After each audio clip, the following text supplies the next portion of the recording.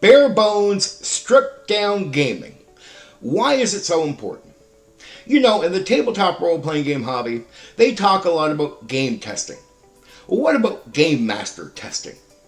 You know, most of what's in this hobby comes from what I call game master testing. Taking someone who runs these games to a bare bone game, like original D&D, that doesn't have all the answers, and saying, when you run into difficulties, how will you deal with it? You know, there's some tools in the game. You can use them to try to answer things, to try to come up with things, but nothing is direct. You know, most of what you're going to deal with outside of, say, basic combat, you have to make the decision on how to deal with that, how to rule on that.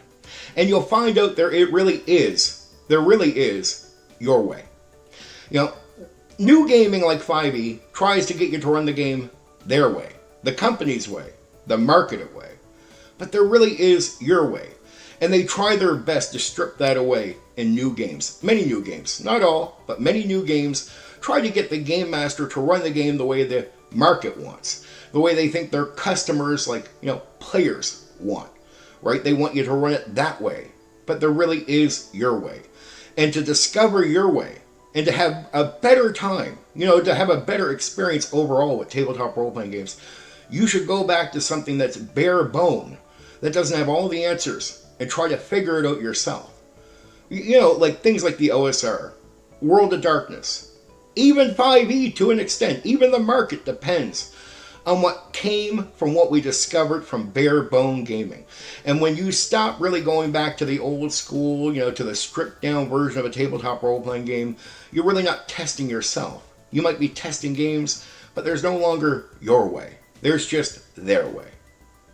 The more the hobby walks away from old school, from stripped down versions of what we do now, and they only focus on games that try to answer everything, they squeeze the life out of the hobby, right? It's harder to be creative. It's crushing to creativity when you're trying to give an answer for everything already in the book instead of making people have to think for themselves.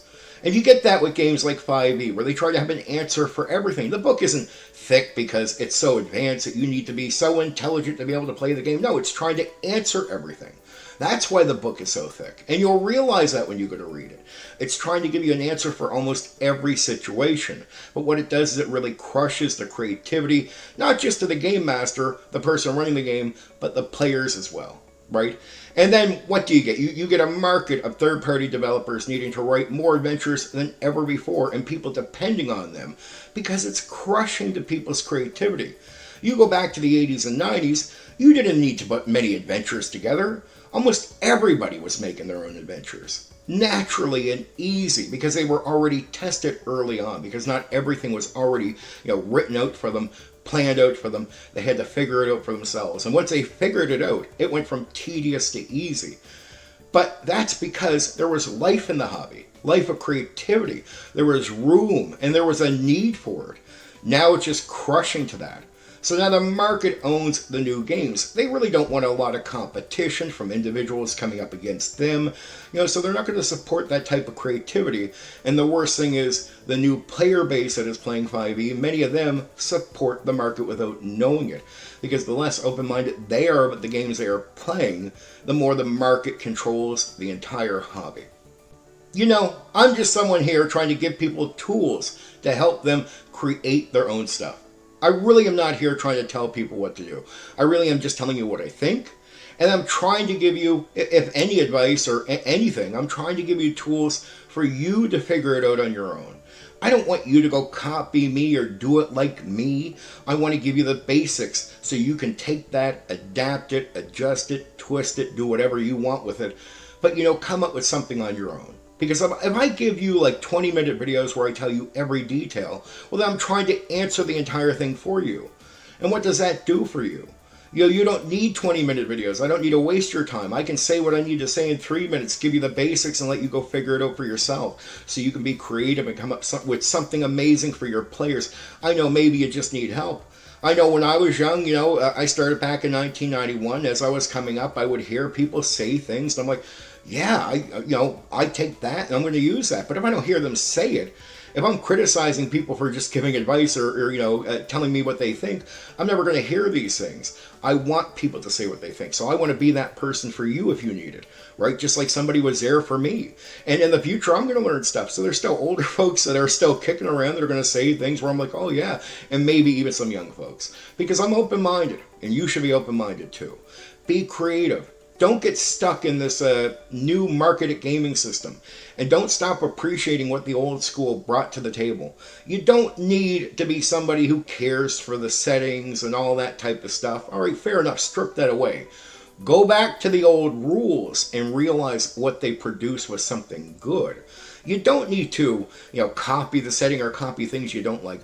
But the rule set, right, the method and what came from that is what you should be finding value in and considering and being open-minded to. Inject some new life into the hobby by going into the past and finding what you've been ignoring. The valuable part that it has to offer for our future, for the gaming future of this hobby. Gaming goes downhill the less we learn, what we've already learned.